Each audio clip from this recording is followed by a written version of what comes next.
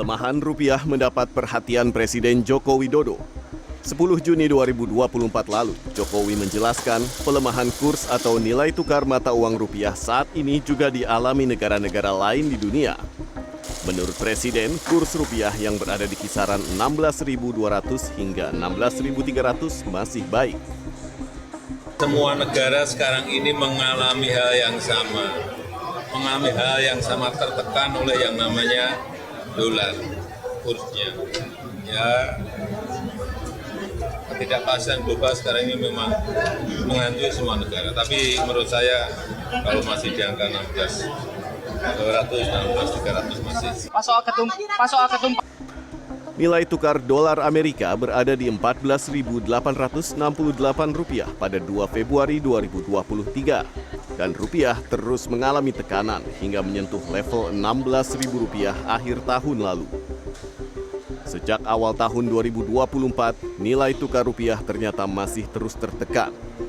Berdasarkan data Jakarta Interbank Spot Dollar Rate atau JISDOR dari Bank Indonesia, Rabu 19 Juni 2024, nilai tukar per dolar AS berada di angka Rp16.368. Untuk menjaga stabilitas nilai tukar rupiah tersebut, Bank Indonesia menaikkan suku bunga acuan atau BI rate sebesar 25 basis poin menjadi 6,25% pada April 2024 lalu.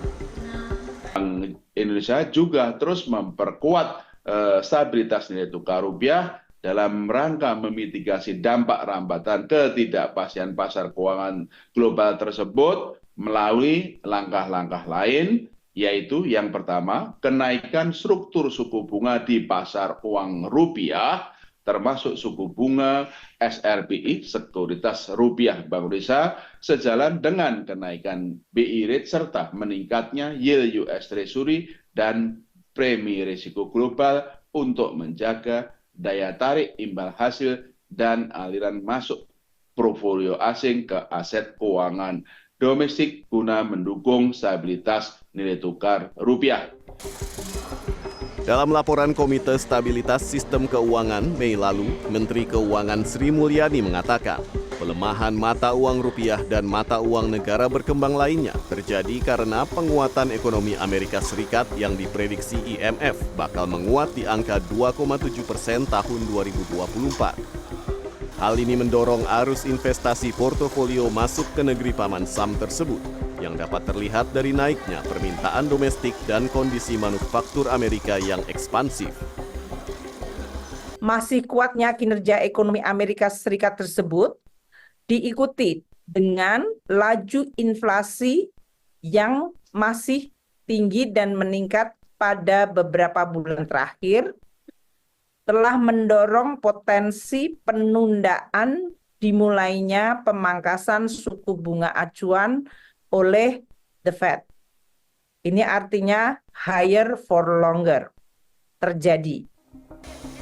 Menanggapi pelemahan rupiah yang berada di zona 16.000, Wakil Direktur Indef Eko Listianto berpendapat, kurs atau nilai tukar rupiah yang jatuh saat ini berbeda dengan kurs saat terjadi krisis moneter 1998. Saya rasa kok kalau melihat sejauh ini ya sebetulnya agak berbeda gitu. Pertama, dulu juga memang cadangan devisa kita memang tinggal sedikit ya, jadi tidak mampu mengcover untuk ini ya pembayaran utang luar negeri ya dan juga impor. Nah, tapi kalau hari ini sebetulnya masih cukup oke begitu cadangan devisa kita ya, lebih dari 7 bulan impor dan pembayaran utang luar negeri begitu. Artinya sebetulnya ini tanda-tanda yang berbeda ya. Jadi kalau saya melihatnya ini hanyalah sebuah fenomena temporer begitu. Kalau penanganannya tepat sebetulnya tidak akan berlanjut atau sampai kemudian berimplikasi kepada krisis moneter begitu.